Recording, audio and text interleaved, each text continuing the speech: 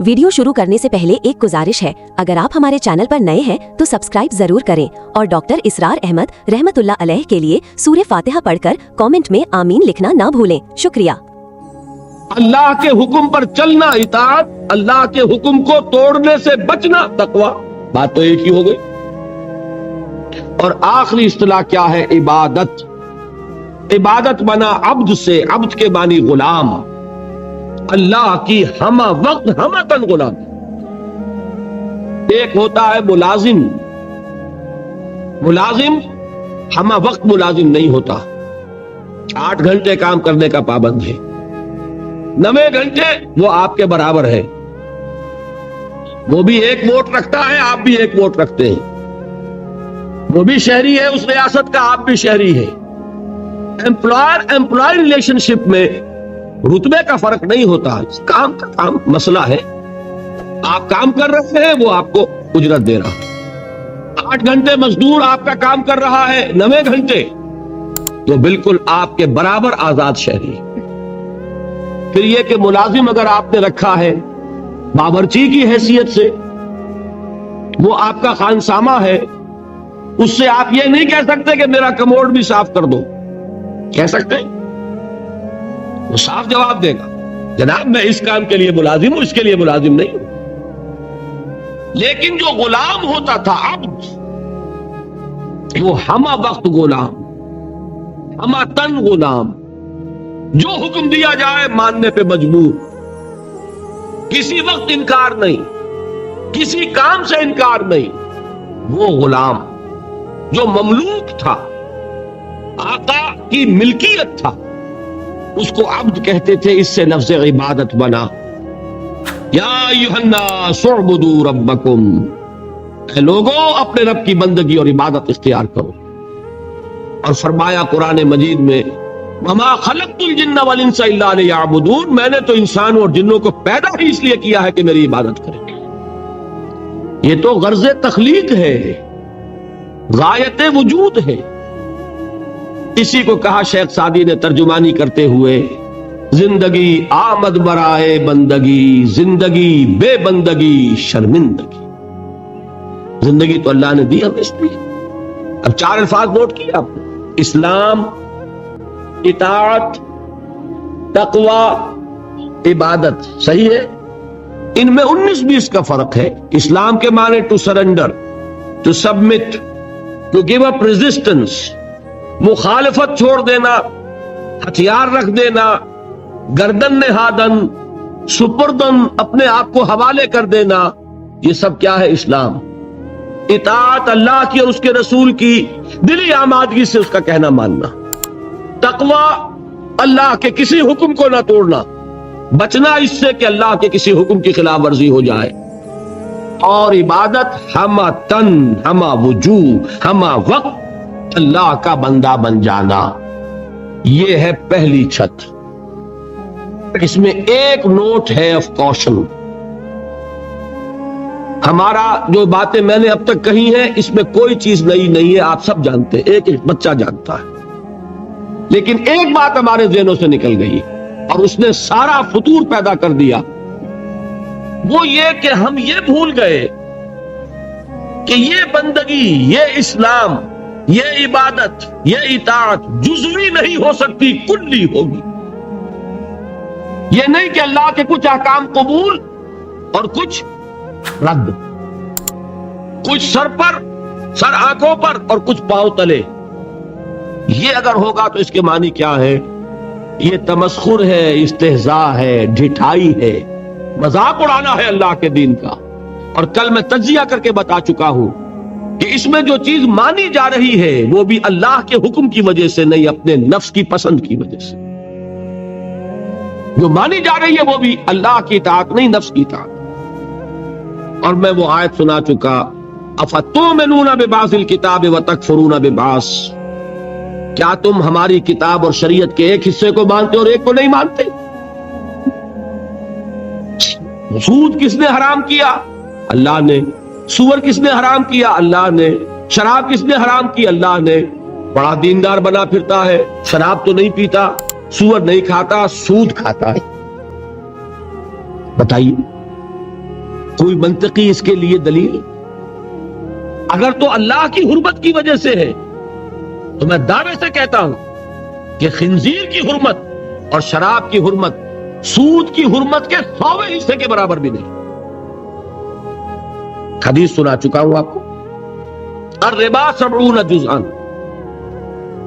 سود کے گناہ کے 70 حصے ہیں، ایسروہا، اس میں سب سے ہلکا حصہ اس کے مساوی ہے، ان ينكح الرجل امہ، کہ کوئی شخص اپنی ماں سے زنا کرے۔ اب آپ کیلکولیشن لگا لیجئے،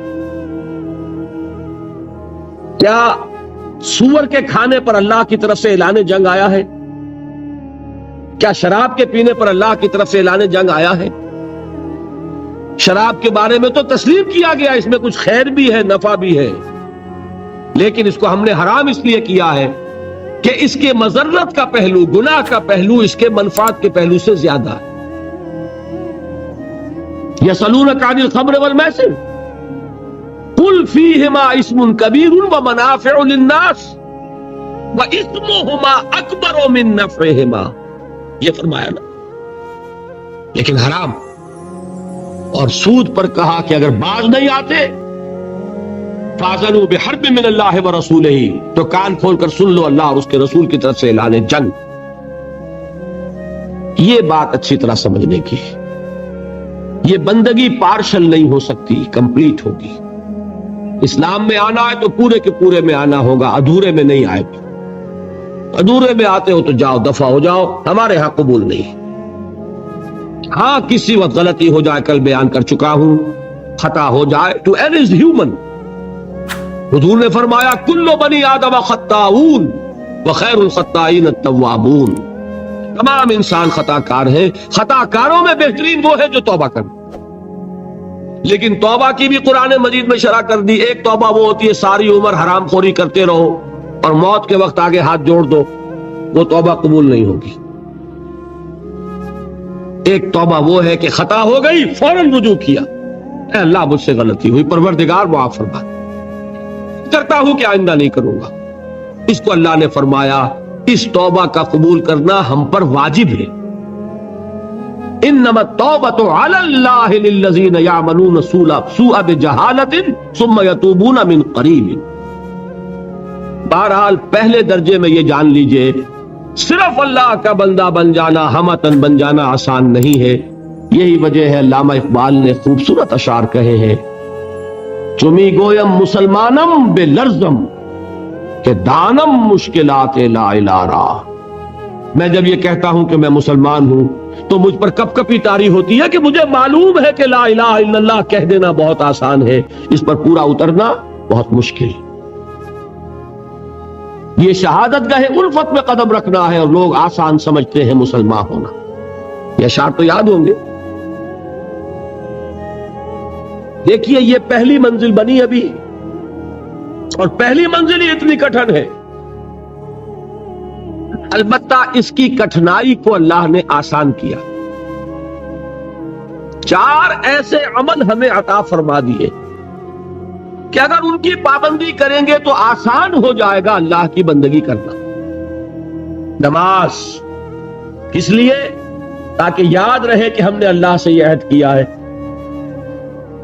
5 مرتبہ اپنے کاموں سے نکلو، کہیں غفلت طاری نہ ہو جائے، آؤ اپنے عہد کو تازہ کرو، ایاک نعبد و ایاک نستعین، پروردگار میں عہد کرتا ہوں، تیری ہی بندگی کرتا ہوں اور کروں گا، اور تجھ ہی سے مدد چاہتا ہوں اور چاہوں۔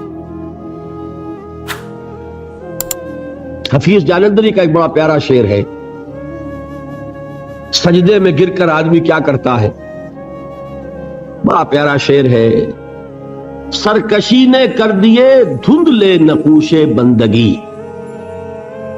آؤ سجدے میں گریں لوح جبیں تازہ کریں۔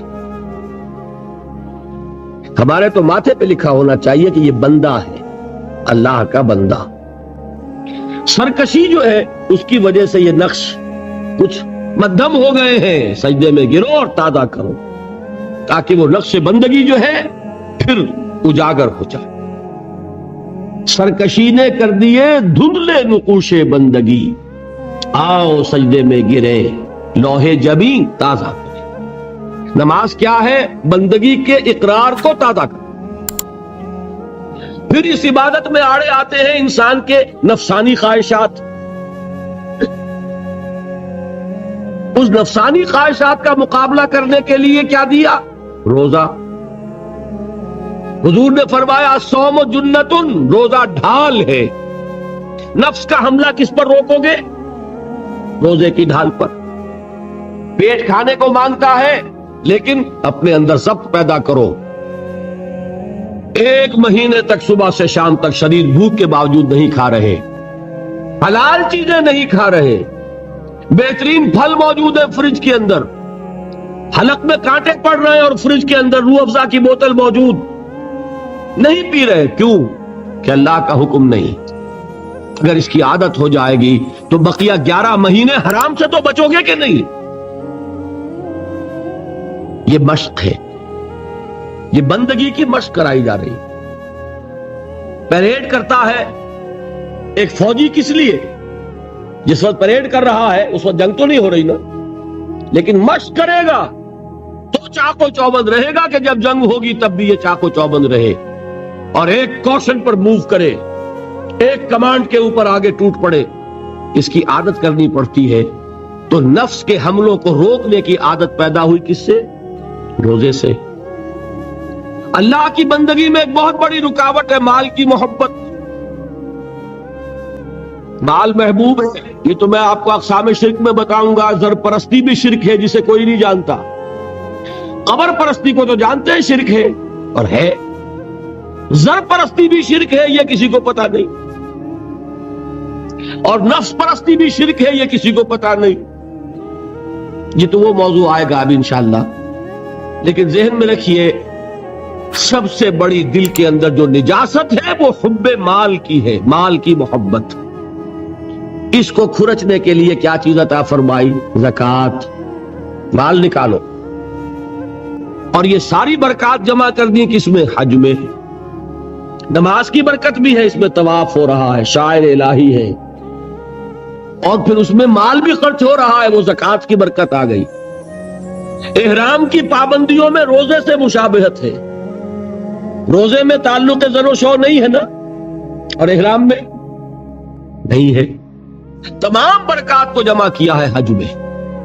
یہ عبادات کس لیے دی گئی؟ یہ ٹریننگ کورس ہے ایک بندہ مسلم کا، بندہ مومن کا، کہ اسے اللہ کی ہمہ بندگی کی عادت پیدا ہو، صلاحیت پیدا ہو جائے، وہ واقعتاً اللہ کے احکام پر چلنے کے قابل ہو جائے، اس میں تقوی پیدا ہو جائے.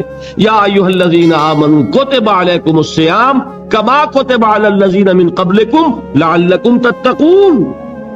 اہل ایمان تم پر روزے فرض کیے گئے جیسے کہ تم سے پہلی امتوں پہ فرض کیے گئے تھے تاکہ تمہارے اندر تقوی پیدا ہو.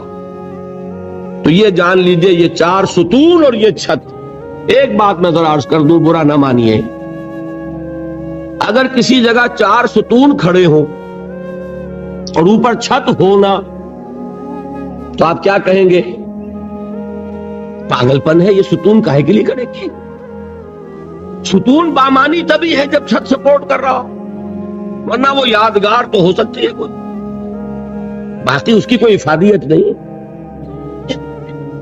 بالکل یہی حال ہے ان لوگوں کا جنہوں نے صرف نماز، روزہ، حج، زکوٰۃ کو پکڑا ہوا ہے اور اللہ کے حلال و حرام سے آزاد.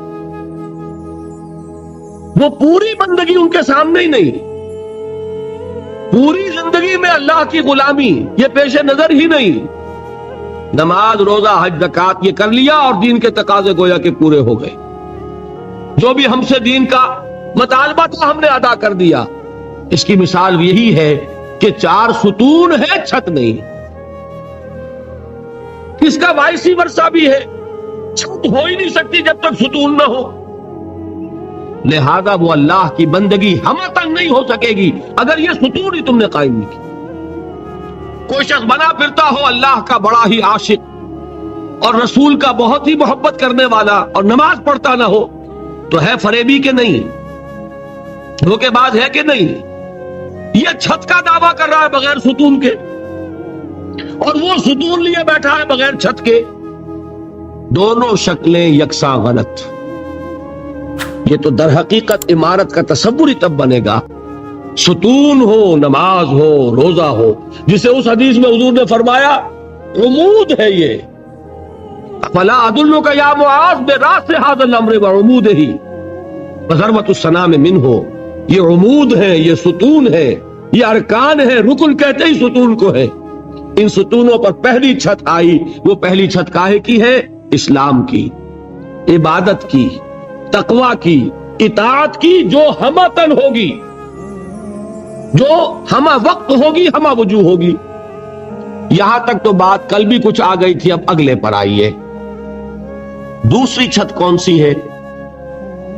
وہ ہے دعوت، تبلیغ، امر بالمعروف نہی عن المنکر، تواصی بالحق، شہادت حق. اس کے لیے بے شمار اصطلاحات ہیں. قرآن مجید چونکہ آپ کو میں پہلے دن بتا چکا ہوں عربی فصاحت، بلاغت، ادبیت کی معراج ہے. اور ادبیت کا ایک تقاضا یہ بھی ہوتا ہے کہ الفاظ بدل بدل کر لائے جائیں، ورنہ منوٹنی پیدا ہو جاتی ہے، جی اگتاتا ہے. میر کا ایک مصرع ہے کہ ایک پھول کا مضمون ہو تو 100 رنگ سے باندھوں. دعویٰ کر رہے ہیں ایک پھول کا مضمون ہو تو 100 رنگ سے باندھوں. یہ اپنی فصاحت اور بلاغت اور طلاقت لسانی کا اظہار کر رہے ہیں. قرآن مجید کے اندر بھی آپ کو یہ حسن ملے گا بتمام و کمال. ایک ہی بات کے لیے کئی اصطلاحات. اچھا یہ کہ 19-20 کا فرق ضرور ہوگا ان میں، یہ نہیں کہ بالکل ایک ہو، لیکن بہت قریب قریب. میں نے بتایا اسلام، اطاعت، تقوی، عبادت تقریباً ایک مفہوم ہے، لیکن تھوڑا تھوڑا فرق ہے. اسی طریقے سے دوسری چھت جو ہے عمل صالح کی دوسری منزل، اس کے لیے الفاظ کیا ہے؟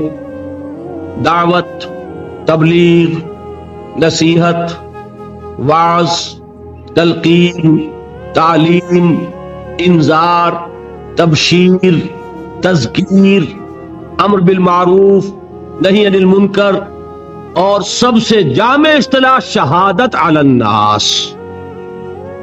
بات سمجھ میں آئی؟ تعلیم میں کیا ہوتا ہے؟ کوئی بات آپ کسی کو سکھا رہے ہیں. ہمارے تبلیغی بھائی ہوتے ہیں، بھائی تعلیم ہو رہی ہے. تعلیم کائے کے لیے ہوتی ہے؟ وہ بھی تبلیغ کی ایک شکل ہے نا. کوئی کتاب لے کر بیٹھ کر پڑھ رہے ہیں، درس کائے کے لیے ہے؟ یہ بھی تبلیغ ہے. تقریر جو میں کر رہا ہوں یہ کیا ہے؟ یہ تبلیغ ہے. اور وصیت، نصیحت، وعظ یہ کیا ہے؟ یہ بھی کسی کو کوئی بات سمجھانی ہے، آمادہ کرنا ہے. امر بالمعروف، نیکی کا حکم دینا، نہی عن المنکر، اور بدی سے روکنا، یہ کیا ہے؟ یہ بھی دعوت و تبلیغ ہے. تذکیر کے معنی نصیحت، فذکر بالقرآن من یخاف وعید. تبشیر کے معنی بشارت، یعنی پیٹھ ٹھوکنا کہ اگر سیدھے راستے پر آؤ گے اللہ تعالیٰ تمہارے لیے تمہیں اجر و ثواب سے نوازے گا. انذار کے معنی خبردار کرنا. میں نے وہ آیات آپ کو سنائی تھی، وما ارسلناک الا مبشرا ونذیرا. اے نبی ہم نے نہیں بھیجا ہے آپ کو مگر بشیر اور نذیر بنا کر، خبردار کرنے والے اور بشارت دینے والے. اور اس کی جامع ترین اصطلاح ہے شہادت علی الناس، لوگوں پر حجت قائم کر دیں. حجت کس لیے قائم کرنا؟ اس بات کو ذرا آپ اچھی طرح سمجھیے. یہ در حقیقت فریضہ ہے رسالت کا. اللہ تعالیٰ رسول کیوں بھیجتا رہا؟ میں نے کل بھی الفاظ کہے تھے، یہاں نہیں دبئی میں، اس وقت پھر دوہرا رہا ہوں. معاذ اللہ بات سمجھانے کے لیے، یہ کوئی اللہ کا مشغلہ تھا؟ کیا ہابی تھی؟ ایک بہت اہم مسئلہ ہے، رسول کیوں بھیجے جاتے تھے، پھر یہ سلسلہ کیوں ختم ہو گیا؟ اور اگر رسالت کسی مقصد کے لیے تھی تو آیا وہ مقصد ختم ہو گیا؟ اور اگر وہ مقصد ختم نہیں ہوا تو رسالت ختم ہو گئی، اب وہ مقصد کیسے پورا ہوگا؟ 4 سوال ہو گئے. چاروں کا جواب ہوگا تو بات کھلے گی. رسول کس لیے بھیجے جاتے تھے؟ دعوت، انذار، تبشیر. کس لیے؟ دیکھیے سورہ نساء کی آیت ہے، اللہ تعالیٰ توفیق دے آپ کو، 6واں پارہ شروع ہوتا ہے، وہاں یہ مقام ملے گا. بہت سے رسولوں کا اللہ نے وہاں نام لیا ہے. بعض مقامات قرآن مجید کے ہیں جہاں انبیاء اور رسولوں کے ناموں کے گلدستے ہیں. 16 نام، 17 نام، 20 نام مل جائیں گے آپ کو، 28 نام. ایک گلدستہ ہے سورہ نساء میں 6 پارے کے شروع. ان تمام رسولوں کا نام لے کر اب فرمایا رسلا مبشرین و منذرین لئلا یکون للناس علی اللہ حجۃ بعد الرسل وکان اللہ عزیزا حکیما. ہم نے اپنے رسولوں کو بھیجا مبشر اور نذیر بنا کر، تاکہ رسولوں کے آنے کے بعد لوگوں کے پاس اللہ کے مقابلے میں کوئی حجت باقی نہ رہ جائے. کیا معنی اس کے؟ اللہ پوچھے گا تم شراب کیوں پیتے رہے؟ اے اللہ تو نے ہمیں بتایا نہیں کہ حرام ہے. دلیل ہو جائے گی کہ نہیں؟ ہمیں بتایا ہی نہیں کہ حرام ہے. جب تک قرآن میں آیت نہیں اتری کہ آخری آیت کے حرام ہے، صحابہ پیتے رہے کہ نہیں؟ فرض کیجئے کہ جب آیت اترتی، فرض کیجئے کہ حضور کسی مصلحت کی وجہ سے کہ یہ مشکل کام ہے، یہ حکم نہیں مان سکیں گے میرے ساتھی، اور میں نے اگر یہ حکم دیا تو بھیڑ چھڑ جائے گی، دیکھنا ان بستیوں کو تم کے ویراں ہو گئی، لہذا اس کو چھپائی لو. اگر بالفرض حضور چھپا لیتے اس حکم کو اور صحابہ شراب پیتے رہتے تو اللہ تعالیٰ کے ہاں جواب دہی کس کے ذمہ ہوتی؟ سمجھ رہے ہیں کہ نہیں؟ صحابہ بری ذمہ ہو جاتے. اے اللہ آپ کے رسول نے ہمیں بتایا ہی نہیں، تو کوئی ان کے لیے قصور رہ گیا تھا؟ سارا وبال کس پر آتا؟ معاذ اللہ ثم معاذ اللہ رسول پر. ہاں رسول نے پہنچا دیا، اب رسول بری. تم بتاؤ تمہیں حکم پہنچ گیا تھا کہ نہیں؟ الم یاتکم رسل منکم یتلون علیکم آیات ربکم وینذرونکم لقاء یومکم ھذا قالوا بلی. کیا تمہارے پاس ہمارے رسول نہیں آئے جو تمہیں ہماری آیات پڑھ کر سناتے رہے اور اس دن کی حاضری سے تمہیں ڈراتے رہے؟ کہیں گے اے اللہ آئے تھے. اب کوئی عذر رہ گیا؟ اور اگر نہ آئے ہوتے تو کچھ تو عذر پیش کرتے نا، اللہ ہمارے پاس رسول نہیں آئے، ہمارے پاس تیرا کوئی پیغامبر نہیں آئے. اس دلیل کو، اس عذر کو، اس حجت کو ختم کرنے کے لیے اللہ نے رسولوں کو بھیجا. اتمام حجت اسی کا نام ہے. بات سمجھ میں آ رہی ہے نا؟ اچھی طرح سمجھیے. فلسفہ نبوت اور رسالت یہ اللہ کی ہابی نہیں تھی، یہ اللہ کا ایک فضل ہے، اللہ کی رحمت ہے. اور اللہ نے انسانوں پر حجت جو ہے آخری درجے میں قائم کی. دیکھیے یہیں سے بات سمجھ میں آئے گی کیوں انسانوں کو رسول بنا کے بھیجا. فرشتہ کیوں نہیں بھیجا؟ فرشتہ پروں سے اڑتا ہوا نیچے اترتا تو ابو جہل بھی مان لیتا، یا نہیں مانتا؟ وہ تو کہتے تھے اللہ نے فرشتہ کیوں نہیں بھیجا؟ ہمارے جیسا انسان، وہی 2 آنکھیں، وہی 2 ہاتھ، وہی 2 پاؤں، ابھی چند سال پہلے تک کاروبار کر رہے تھے، کرتے تھے کہ نہیں؟ تجارتی سفر کر رہے تھے، کھانا بھی کھاتے ہیں، بھوک بھی لگتی ہے انہیں، تعلق زن و شو بھی ہے، اولاد بھی ہوئی ہے ان کے، تو کیوں رسول بنا؟ یہ سب سے بڑی دلیل رہی ہے کفار کی. اللہ نے کیوں بنایا؟ اس لیے کہ انسانوں پر حجت انسان ہی قائم کر سکتا ہے. اس لیے کہ حجت صرف قول سے نہیں ہوتی، عمل سے بھی ہوتی ہے. سچ بولو تو سب کہہ دیں گے، سچ بول کر دکھانا جب تک یہ نہ ہو حجت قائم نہیں ہوگی. سمجھ رہے ہیں کئی بات؟ کم نہ تولو، سبھی جانتے ہیں، لیکن کوئی دکاندار ہو اور کم نہ تولے، اب حجت قائم ہوئی. اللہ کی بندگی کے سوا کسی کی بندگی نہ کرو، کہنا آسان ہے، لیکن یہ کہنا کہ دیکھو میں صرف اللہ کا بندہ ہوں، یہ بہت مشکل ہے. انی عبد اللہ انا اول المسلمین، میں تمہیں اسلام کی دعوت دے رہا ہوں تو اے لوگوں پہلے مسلمان میں ہوں، جو حکم تمہیں دے رہا ہوں پہلے اس پر عمل کر رہا ہوں. اور اگر وہ ہوتے فرشتے تو ہم تو بڑے سقراط اور بقراط نے ہم کہتے جی انہوں نے کر دیا تو کون سا کمال ہے، انہیں نہ پیٹ لگا نہ جورو نہ جاتا کچھ نہیں، یہ اگر کر دیں تو کوئی کمال کی بات نہیں ہے، لیکن انسان کے لیے ناممکن ہے۔ درمیان قار دریا تختہ بندم کر دئی، باز بھی گوئی کہ دامن ترمکن ہوشیار باش، پیٹ ہمیں لگا دیا، شہوت ہمارے ساتھ چمٹا دی، پھر کہتے ہیں دیکھو سیدھے رہو، لیکن یہ سب کچھ جس کے ساتھ لگی ہوئی تھی اس نے وہ سیدھی زندگی گزار کر دکھائی، اب حجت قائم۔ بات سمجھ میں آئی؟ اچھا رسالت کس لیے تھی؟ حجت قائم کرنے کے لیے، اسی کے لیے دعوت، اسی کے لیے تبلیغ، اسی کے لیے تلقین، اسی کے لیے نصیحت، اسی کے لیے تذکیر، اسی کے لیے انذار، اسی کے لیے تبشیر، اسی کے لیے امر بالمعروف، اسی کے لیے نہی عن المنکر۔ صحیح؟ اچھا اب سوچئے، اگر رسالت کا مقصد تھا انسانوں پر حجت قائم کرنا تو کیا انسان ختم ہو گئے؟ پھر رسالت کیوں ختم ہو گئی؟ کیوں گئے ہوں گے؟ عقلی بات ہے کہ نہیں؟ اور آپ سن لیجئے، یہی جگہ ہے جہاں سے دھوکہ کھایا اور دھوکہ دیا غلام احمد قادیانی نے۔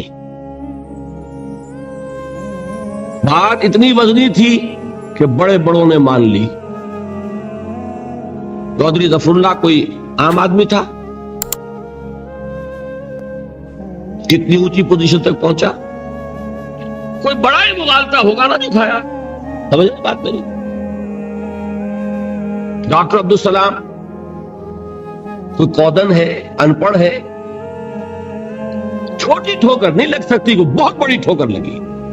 وہ بہت بڑی ٹھوکر یہ ہے، غلام احمد قادیانی نے جہاں سے بات شروع کی وہ یہ تھی کہ نبوت تو رحمت تھی، نبوت کا مقصد انسانوں کی ہدایت، نبوت کا مقصد انسانوں پر حجت قائم کرنا، انسان ختم نہیں ہوئے، نبوت کیسے ختم ہو جائے؟ یہاں سے بات چلا کے پھر اس نے اپنی نبوت کا دعویٰ کیا۔ بات سمجھ میں آئی؟ پہلے آدمی کو سٹیج تیار کرنا پڑتا ہے، تمہید باندھنی پڑتی ہے، تمہید تھی، تمہید وزنی تھی، لیکن جواب غلط تھا۔ صحیح جواب کیا ہے؟ اللہ نے ہدایت کامل کر دی محمد پر صلی اللہ علیہ وسلم، اس ہدایت کو محفوظ کرنے کا ذمہ لیا خود۔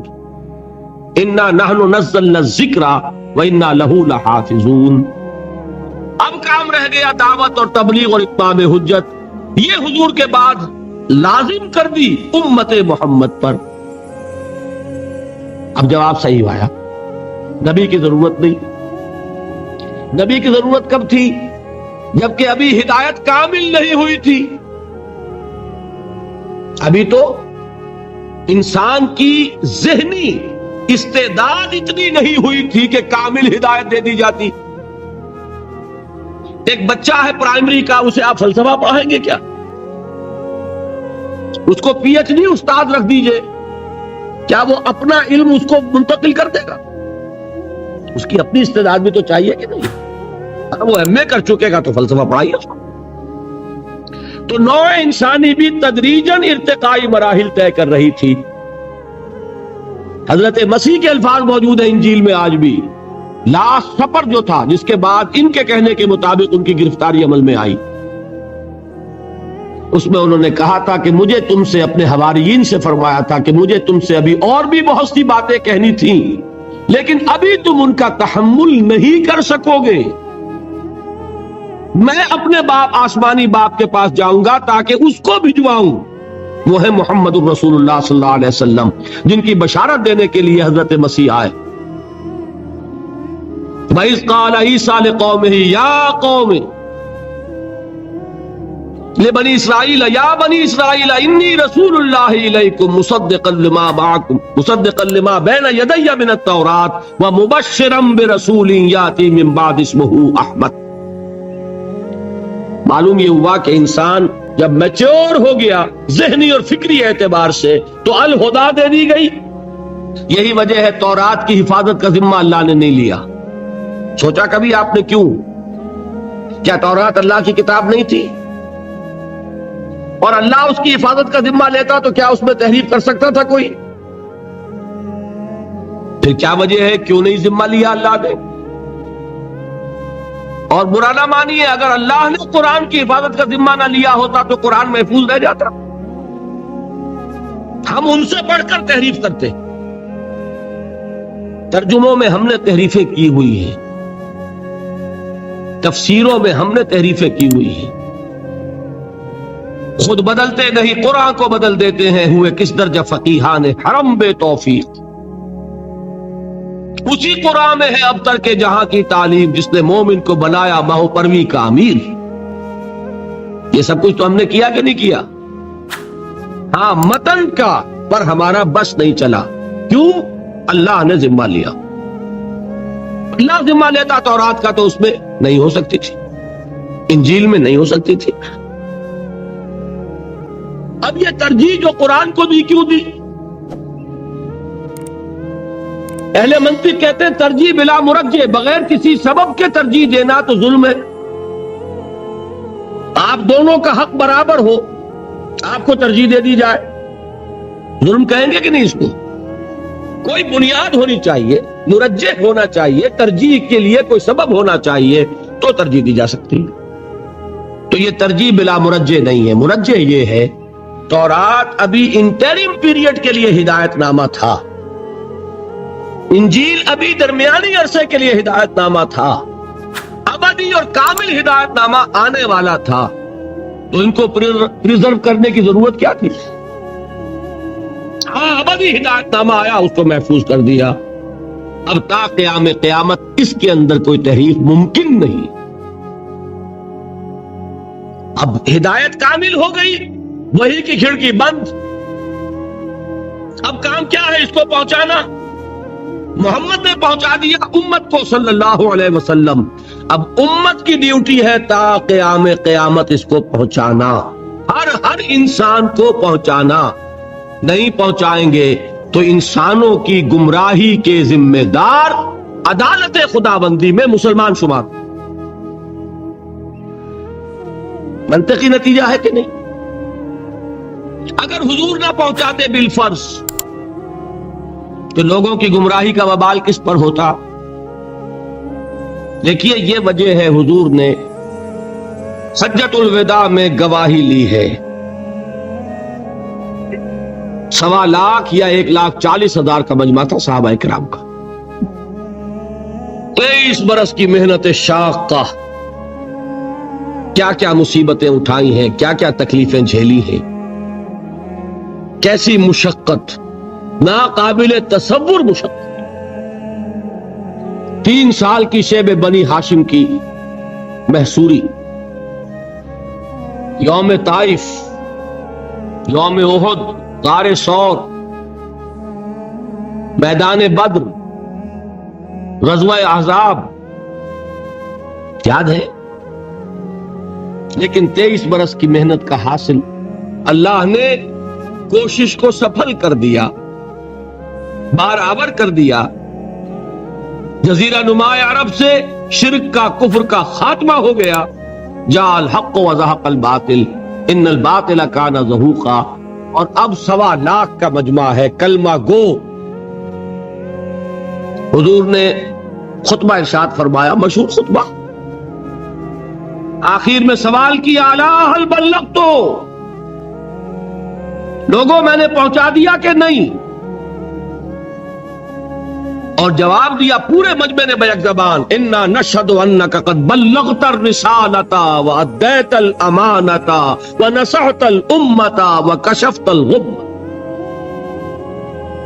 ہاں حضور، ہم گواہ ہیں، آپ نے رسالت کی ادائیگی کا حق ادا کر دیا، امانت کی ادائیگی کا حق ادا کر دیا، ہماری خیر خواہی کا حق ادا کر دیا، اور گمراہی کے اندھیروں کے پردوں کو چاک کر دیا۔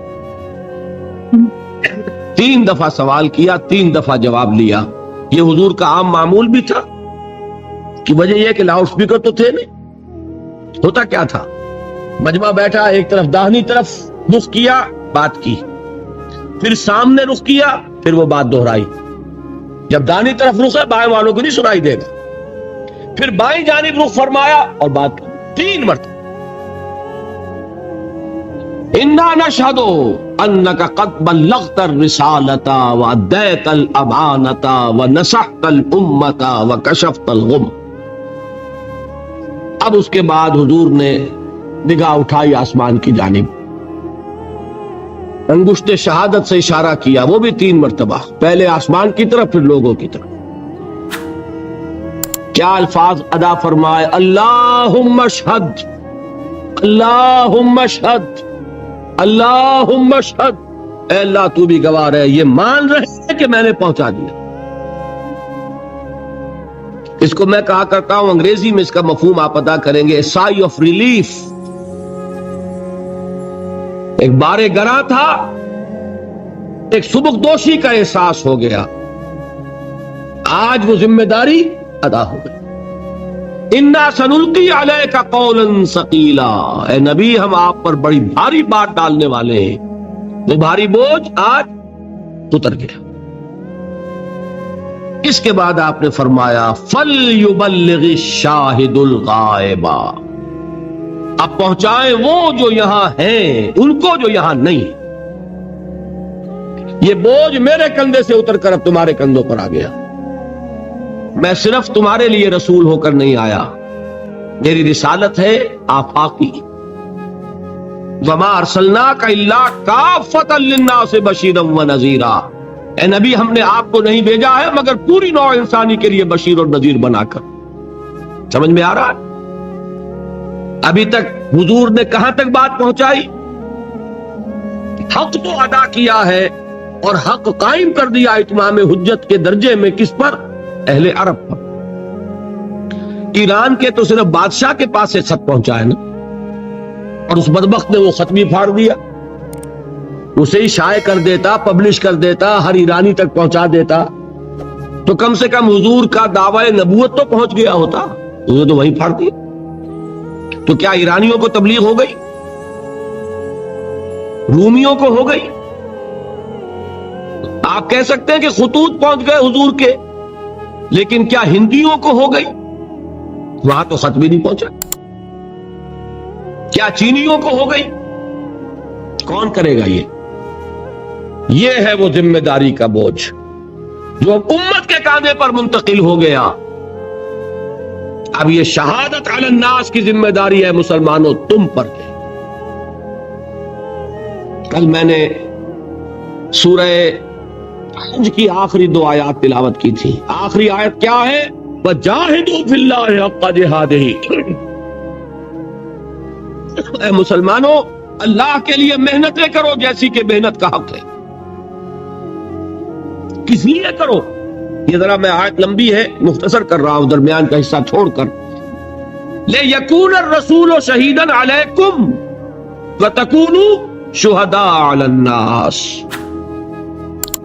تاکہ تم بنو گواہ لوگوں پر اور رسول بنے گواہ تم پر. رسول گواہی دے دیں گے قیامت کے دن, اے اللہ میں نے پہنچا دیا تھا, بری ہو جائیں گے. اب ذمہ داری تمہاری ہوگی, اپنا حساب بھی دو اور مزید دوسروں تک پہنچانے کی ذمہ داری تم پر تھی. تم نے پہنچایا کہ نہیں؟ اے اللہ یہ تو نہیں کیا. کیا نتیجہ نکلا؟ لوگوں کی گمراہی کے ذمہ دار کون؟ تم. سمجھ رہے اہمیت؟ اسی کو سورہ بقرہ میں دہرایا, وَكَذَلِكَ جَعَلْنَاكُمْ أُمَّةً وَسَطًا لِتَكُونُوا شُهَدَاءَ عَلَى النَّاسِ وَيَكُونَ الرَّسُولُ عَلَيْكُمْ شَهِيدًا. اے مسلمانوں تمہیں ہم نے بہترین امت بنایا ہی اس لیے ہے تاکہ تم گواہ بنو پوری نوع انسانی پر اور رسول گواہ بنے تم پر صلی اللہ علیہ وسلم. قرآن مجید میں اہم مضمون 2 مرتبہ ضرور آتا, یہ 2 مرتبہ میں نے گنوا دیا. سورہ حج کی آخری آیت, سورہ بقرہ میں دوسرے پارے کے شروع میں. یہ ہے ہماری اس عملی ذمہ داری کی دوسری سطح, اور یہ جان لیجئے یہ فرض ہے. میں تواصی بالحق میں ثابت کر چکا 3 بنیادیں اس کی ہیں, اور یہاں بھی میں نے ثابت کر دیا کہ در حقیقت یہ ختم نبوت کا لازمی تقاضا ہے. جو ٹھوکر کھائی غلام احمد قادیانی نے وہ کیا کہ لوگوں کی ہدایت کے لیے نبوت جاری رہنی چاہیے، یہ حماقت ہے۔ نبوت کامل ہو چکی محمد پر، ہدایت کامل ہو چکی محمد پر صلی اللہ علیہ وسلم، اور اس ہدایت کو اللہ نے ہمیشہ کے لیے محفوظ کر دیا۔ اب نبوت کی ضرورت نہیں، اب اس کی تبلیغ ہے، اس کو پھیلانا ہے، اس کو پہنچانا ہے، اس کی نشر و اشاعت ہے، حجت کا قائم کرنا ہے، اور یہ ذمہ داری ہے اب امت محمد کی صلی اللہ علیہ وسلم۔ اگر وہ کرے گی سرخرو ہوگی، نہیں کرے گی تو دنیا کی گمراہی کا وبال اس کے کندھے پر۔ میں اس کی سادہ مثال ایک دیا کرتا ہوں، قرآن مجید میں بھی ہے، اور جو سادہ مثال ہے اس سے پہلے بات سمجھ لیں۔ آپ نے اپنے کسی عزیز کو پیغام بھیجا کسی پیغامبر کے ہاتھوں، کل شام تک یہ کام بھائی ضرور کر دینا ورنہ میرا بڑا نقصان ہو جائے گا۔ ہو سکتا ہے کہ کہیں کسی کا اقامہ گم ہوا ہو بھائی، اور سعودی عرب کا اقامہ ہو، یہاں کا نہیں، یہاں تو پھر بھی کچھ نرمی ہے شاید، اور اس کو نے کہا ہو کہ بھائی یہ درخواست دے کر لے لینا اس کی رسید ورنہ میں گرفتار ہو جاؤں گا، ٹھیک ہے، لیکن وہ اقامے کی درخواست نہیں دی گئی، آپ گرفتار ہو گئے۔ غصے میں جو آپ کو جنجلاہٹ آئے گی کس پر آئے گی؟ فرض کیجئے کہ آپ اپنے اس عزیز سے شکوہ کرتے ہیں کہ میں نے تمہیں پیغام بھیجا تھا، تم نے نہیں کیا کام۔ اگر وہ یہ کہہ دے بھائی مجھے آپ کا پیغام ملا ہی نہیں، تو اب کچھ اور کہہ سکیں گے آپ اس سے؟ وہ تو بری ہو گیا نا۔ سارا غصہ کس پہ آئے گا؟ اس پیغامبر پہ۔